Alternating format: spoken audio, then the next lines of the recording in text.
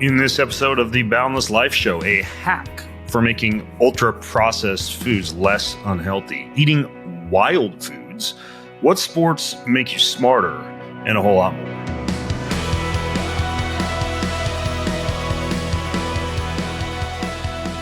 Welcome to today's show. I'm probably still picking my morning smoothie cacao nibs and coconut flakes and bee pollen, all three, and Shilajit gummies out of my teeth. It's kind of weird. I actually haven't been that hungry for my post-workout morning smoothie for about the past 2 weeks, probably because after hearing so much about the so-called pleiotropic effects, meaning system-wide effects for cardiovascular health, cognitive performance, that's ironic that I couldn't grasp that word, decreased risk of Alzheimer's and dementia, satiety, lipid management, etc. I have been injecting a teeny tiny microdose of something called retatrutide on Monday, Wednesday, and Friday mornings. That's a triple hormone receptor agonist. It's a peptide. It targets GLP-1, it targets something called GIP, and it targets glucagon. So it has three different ways that it suppresses hunger and helps out with appetite management, along with all these other effects. If you were to go get this from your doctor, they would prescribe you 1 to 2 milligrams per week. That's typically a subcutaneous injection. I do a microdose. I do about 0.25 milligrams per week, meaning I get a 5-gram bottle. I get it from a company called Peptide, which is like super duper high quality peptides. They're screened by a doctor. You got to do a teleconsult with a physician to even get your hands on this stuff. So it's not like fly by night peptide company. So the way that I've been doing this is I get a 10 milligram bottle of retatrutide powder from this company called Peptide. This is like super high quality. You got to go through a teleconsult with a physician to even get your hands on the stuff. They use really good screening methods, only peptides made in USA or Germany. None of this crazy contaminated crap that a lot of, sold for human research purposes only companies are getting out of China, for example. But anyways, the company's called Peptide that I'm getting them from. And so I get a 10 milligram bottle of retatrutide. I then put 5 milliliters of bacteriostatic water into that. I pull back on to about the 12.5 mark on the syringe. That's 0.125 milliliters for those of you who like math. And so that 12 and a half units gives me about a microdose of around 0.25 of retatrutide, 0.25 milligrams. So that's like, easily 1/10 the dose or less than what would normally be being used. So, anyways, side effect though, back to the smoothie thing is I'm still eating, but I don't think about food at all. Like I went to a party last night after playing an hour of pickleball. I hadn't had dinner. I didn't care. I didn't eat any food. I didn't like the way the food looked. I waited until like 8 p.m. when I got home to make myself some salmon. But stuff like that just becomes far easier. Like I just don't think about food much, which is nice. And the microdose doesn't carry a lot of the nausea, diarrhea, depression type of issues you get with a mega dose. So anyways, chalk one up for retatrutide. That's not what I'm here to talk to you completely about though. Several different things have caught my eye lately, and this is my chance to share them with you. Everything that I discuss, you can find links and helpful notes for it, bengreenfieldlife.com/493.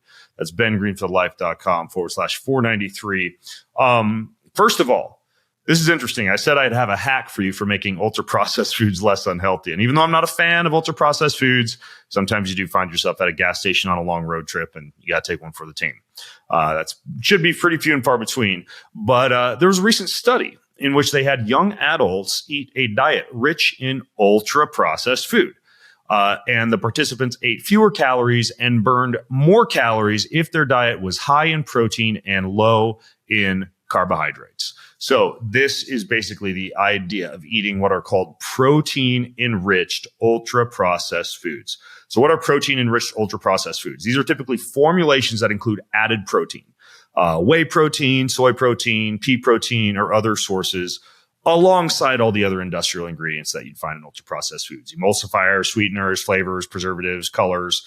And so even though, as you can probably guess, you do want to avoid eating frankenfoods all the time, if you are going to have them every once in a while, having the higher protein versions are better. In this case, they used a specially formulated high protein breakfast porridge, Porridge sounds like something grandma would make you, not an ultra processed food from a gas station. But that's what they used in this study to find that people basically had a reduction in calorie intake and increased calorie burn, increased metabolic rate when they had these protein-enriched ultra processed foods. Of course, part of this too is that protein just burns more calories to digest it. This is why also a hack for appetite satiety is, if you want to be really full at dinner, grab 2 chicken breasts, right? Or, cut around the outside marbly fat portion of a steak and just eat the interior of the lean steak. You're going to get full pretty fast and get bored of eating pretty soon. Or to have a whey protein shake without any toppings or additives to it, and you're going to get full pretty soon. So let's say you walk into the average, gas station, and you want to have some protein enriched ultra processed foods. What are some things that you could look for? I'm just thinking about if I'm on a road trip, and look, I forgot to pack, maybe I had to jump in the car because the zombies invaded and I don't have any food. But the gas stations, of course, are still open. Some of the things to look for. You can find Quest protein bars at just about any gas station, convenience store, Walmart, road trip, whatever. Those are around 20 to 21 grams of protein, 190 calories. They're high fiber, low net carbs, and they do use stevia and erythritol rather than high fructose corn syrup. They still are ultra processed. They still give a lot of people, including me, nasty ass farts. But Quest protein bars, they even have birthday cake flavor, would be one example of a protein enriched ultra processed food. Another one would be the Core Power protein shakes. You can find these again at most gas stations. Not a huge fan of, the dairy that they use in some of them or the milk protein isolate in some of them. They also have lactose-free versions. They clock in at 170 to 240 calories. They got around 25 to 40 grams of protein, depending on the size. They got vanilla or chocolate options, which have maybe 5 to 10 grams of sugar in them. But that would be an example of quick liquid protein without needing to chew that is going to allow you to consume fewer calories from ultra-processed foods and get that slight bump in metabolic rate. Again, your road trip companions may not thank you later for the amount of gas these type of things produce. But again, we're just talking about you're in a pinch and you need something other than a freaking bag of chips and bar of chocolate. How about the 000 Greek yogurt from Oikos? I don't even know if I'm saying that correctly. Oikos, Oikos, Okos. I don't speak Greek. Don't speak Japanese either. Marge, take me to the embassy. Old Saturday Night Live reference for those of you who are scratching your heads. Oikos 000 Greek yogurt, 15 grams protein per cup, 100 calories, 0 added sugar. They use stevia now, which is great. They add a little bit of extra fiber, prebiotics. Again, you're still having, typically a milk source from a CAFO food lot. These aren't organic, grass-fed, grass-finished cows. You typically have some emulsifiers in them that can do a number on some people's guts, but any of these are going to be better than candy and chips. And of course, there's also, I'll throw another couple out there. Beef jerky, say Jack Link's or Oh Boy Oberto, 12 to 15 grams of protein per ounce serving of that. Look for low sodium if you can, because the very high amounts of sodium chloride in these can be an issue. It's acidic, it can raise blood pressure. So low sodium, high protein, better than high sodium, high protein. Tuna packets also. StarKist has tuna packets. Yeah, there's metal and microplastics in them, but remember, you're not doing this every day. This is just in a pinch when you need to eat some processed foods because it's all that's available. Go for the high protein, protein-enriched, ultra-processed foods. You can add that to your vernacular now. Research shows you will eat less and you will burn more calories if you do. All right, here we go. Here's another one. Speaking of eating ultra-processed foods, this would be the exact opposite of that, I guess. This was a recent open access journal publication in Scientific Reports entitled "Consumption of Only Wild Foods Induces Large-Scale, Partially Persistent Alterations to the Gut Microbiome." All right, let's dive. This is a fascinating kind of case study asking what happens to your gut bacteria if you ditch modern food, including your beef jerky and Oikos yogurt, and go full hunter-gatherer for, in this case, about 4 weeks, about a month. So we're talking only eating wild forage stuff like acorns, berries, the occasional piece of the backside of a white-tailed deer. So this research, which was published again in Scientific Reports, followed one person's extreme diet experiment and showed some pretty cool changes to the gut microbiome, that community of trillions of bacteria in your intestines that influences your immunity, your mood, and your digestion. And so the scene behind this, in terms of setting the scene for you to understand what they were going after, is first of all, as I just alluded to, your gut microbiome is like this mini ecosystem inside of you, shaped by what you eat, your lifestyle, your environment. And in modern times, with a diet heavy on processed foods, including Quest bars, dairy, and grains, we've got less diverse microbiomes compared to our ancestors or people who might be eating a more traditional hunter-gatherer society-esque diet. Those type of people often have more of what are called ancient bacteria that can do a better job fighting inflammation and disease. So the hypothesis of the people looking at this single participant who was going to go eat wild foods was that switching to a pure wild food diet could boost beneficial bacteria and improve microbial diversity, and maybe even bring back some of those lost ancient types of bacteria that seem to be more absent in the modern gut. So for 8 weeks, they had this guy out. I don't know if he was in the woods, but they had him. They had him out there, and they were collecting daily stool samples. So weeks 1 to 2, they were eating a normal diet. Think, fruits, veggies, meats, grains. Not a horrible diet, but standard Western, say, healthy diet. Then for weeks 3 through 6, they switched to wild foods only: chestnuts, acorns, nuts, wild greens, berries, mushrooms. Little bit, like I mentioned, of wild-caught deer and some fish. No store-bought anything, no salt or spices, just nature's bounty, all cooked over open fire or ground with stones, like a hunter-gatherer would do. And then they kept that person's usual daily routine, exercise, sleep, everything else pretty consistent to just isolate what the diet's impact on gut was. Then in weeks 7 to 8, they went back to normal eating, right? So first 2 weeks, normal Western diet, not too unhealthy, but fruits, veggies, meats, and grains. Weeks 3 through 6, the wild diet. Weeks 7 and 8, back to the normal diet. And they collected stool samples throughout to track bacteria types and amounts and overall diversities. The changes, in a nutshell, were pretty massive. During the wild food phase, the gut microbiome shifted pretty dramatically. Beneficial bacteria that are these ancient bacteria, like one called Blautia. It's a horrible name, Blautia. That one spiked. That's linked to reduced inflammation and protecting against conditions like obesity and diabetes. On the flip side, bacteria associated with dairy-heavy diets, like Bifidobacterium, that one dropped way down. No surprise, because this person wasn't consuming milk. Believe it or not, they did not milk a wild deer. So overall diversity, the variety of the bacterial species in the gut jumped up and stayed elevated even after the person switched back to normal food. So I wish I could know who this person was. So if somebody knows who this guy was out there eating this wild diet, he'd be interesting to interview on the podcast, because I'd like to know how he felt also. So some changes persisted, like another kind of ancient bacteria that I've talked about before on the podcast called Akkermansia, which helps with gut barrier strength and fighting metabolic issues. That one persisted after they kind of stopped the wild type diet. But a lot of the other, so-called old friend ancient bacteria that are common in older traditional societies, but more absent in modern guts, they barely showed up at all. So the person's microbiome moved closer to a hunter-gatherer profile, but over 6 weeks, it really didn't fully go there. So in the paper, the researchers discuss how wild foods rich in fiber, diverse in nutrients, and free from modern additives can pretty profoundly influence gut health in short time.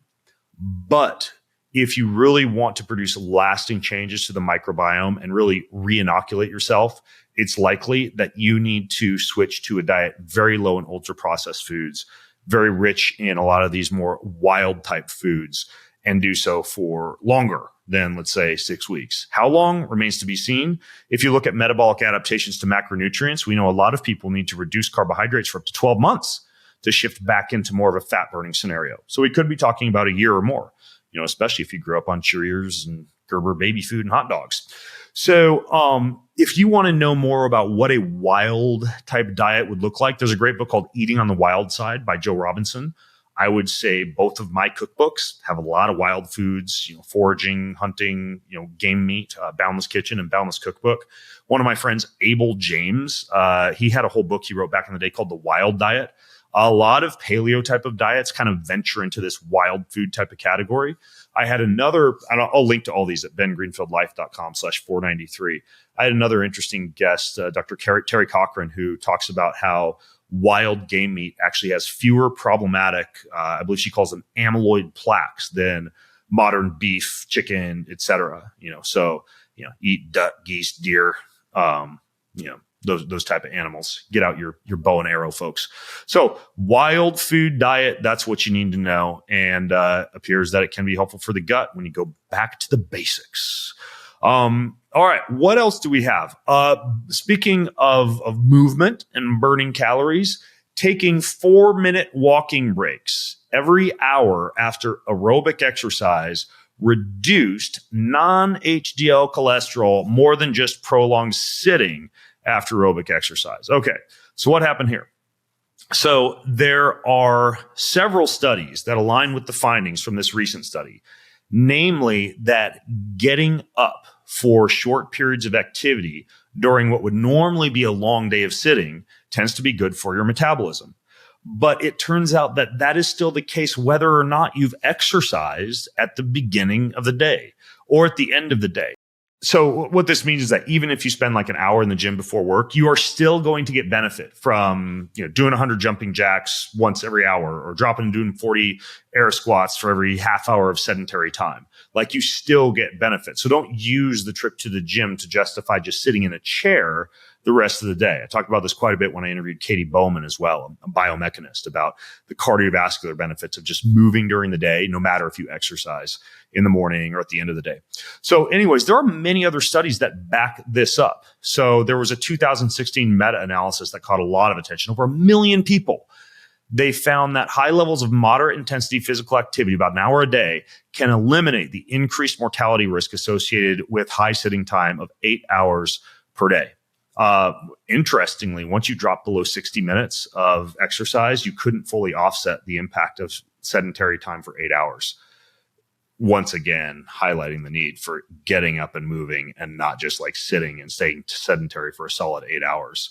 2024 study showed that reallocating just 10 minutes per day from sedentary time to various types of activity improved mood states. So literally just figuring out where you could grab 10 minutes. And that could be like, for an 8-hour workday, giving yourself like 75 seconds per hour to get away and do something.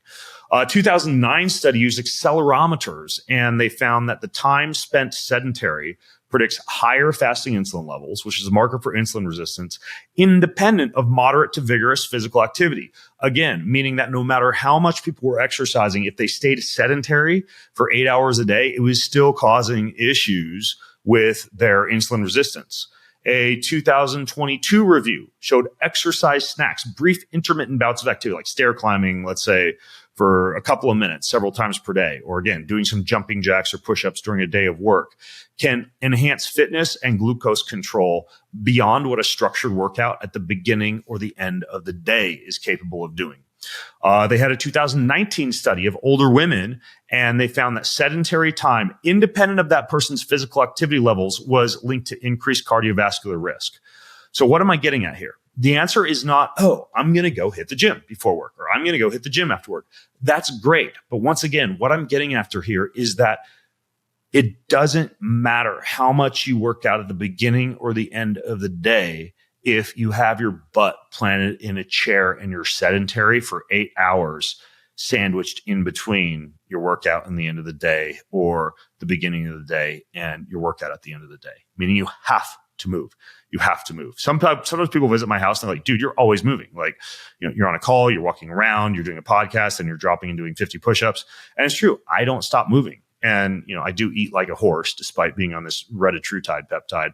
Right now I weigh 203 pounds. I'm 4% body fat. I'm strong as a bull. I feel great. And I'm like moving all day long. And it feels fantastic. Even right now, you can see while I'm talking to you on this video, I'm kind of like shuffling back and forth. So probably fitter than I've ever been in my life, feel fantastic. And I interrupt prolonged sitting with light intensity activity throughout the entire day. Speaking of which, it's also been shown, so like there was a 2024 study on this, that this type of strategy reduces inflammation, not just cardiometabolic risk, but inflammation. And another study found that when you have high sedentary time, you get lower cognitive performance, but when you throw in these little exercise breaks, it improves cognitive performance. So, for those of you who own a business, this could relate to how you set up your workplace in terms of improved worker cognition and productivity, like keep people moving throughout the day. This can be standing work desks. This can be kettlebells. This can be suspension straps from the doors. This can be walking workspaces. This can be balance mats at desks. There's all sorts of ways that you can do this. But if you're an employer, I would very much encourage you to do just that. Okay, let's move on and look at another study that asks what kind of sports make kids smarter. So what they did here was they looked at what are called open skill sports versus closed skill sports. It turns out that open skill activities, when it comes to improving executive function and cognition, especially in kids, but this there's been other studies and meta-analysis that look at this in adults too, which I'll get into shortly. The type of sports that involve unpredictable dynamic environments that require quick adaptation, like say basketball or soccer or tennis or probably even pickleball, that is associated with greater improvements in executive function than closed skill, predictable sports, like let's say running or swimming, or of course, no sports at all. I'm telling you this not because if you're running or swimming or cycling, you should stop doing that, because the best type of movement is the type of movement that you're going to do. But think about novelty, unpredictability, and throwing some random, even slightly scary or challenging tasks at your brain and your body simultaneously as a part of your movement and longevity enhancing routine, especially when it comes to your brain. I like this idea that I recently came across in Sahil Bloom's book, The 5 Types of Wealth, in which he suggests that having the same day-to-day activities, with the same workout, the same sport, the same type of books, the same people, etc., can reduce novelty and cause time to go by faster. And you can almost like expand time and get free time and slow down the clock if you focus on doing something novel. Since learning that for about the past 3.5 weeks, I have been making sure that every day I do something that is one novel thing that I haven't done on other days or even have never done in my life. This can be playing a new game with the family. Shout out to the new game Coyote that Tim Ferriss and the Exploding Kittens did. This can be cooking a new type of meal. I've been changing up my workout routine and doing like this body split workout. It's kind of like a new type of workout. So I'm throwing a new workout routine at myself. Playing pickleball with new people. We've been also playing pickleball with a foam ball instead of a regular wiffle ball. So there's all sorts of ways you can throw new things in your body. I'm learning Coulter waltz, sleeping on the blacktop right now on my guitar and having to strum with a different finger style that I'm used to. So every day I ask myself, did I go through the entire day? Right. And this comes also down to the importance of self-examination at the end of the day. But did I go through the entire day and not have any form of novelty in my routine? Or did I have something that pushed me outside my comfort zone? So I used to say, do one thing at least every quarter of the year that like scares the hell out of you. Sometimes that gets a little masochistic because I was constantly doing like an adventure race or an Ironman triathlon or a Spartan race or something just cray. Hella skiing probably would have been next or something like that. But now I just say, do something mildly scary every day, mildly challenging, mildly outside of your comfort zone every day. I think it's easy to wrap your head around and also forces you into a process of self-examination. So you ask yourself if you've actually been doing that. So I did say that there were some other studies that showed similar effects. There was meta-analysis that looked at basketball versus running. They found that basketball produced better cognitive flexibility. And these benefits were stronger in young adults compared to the elderly. They've done brain imaging studies that show that open skill, unpredictable activities improve attention, self-regulation, and executive function much more than closed skill sports. They have found open skill sports increases acutely brain-derived neurotrophic factor, IGF-1, and IL-6, all associated with better neural efficiency and extra brain activation.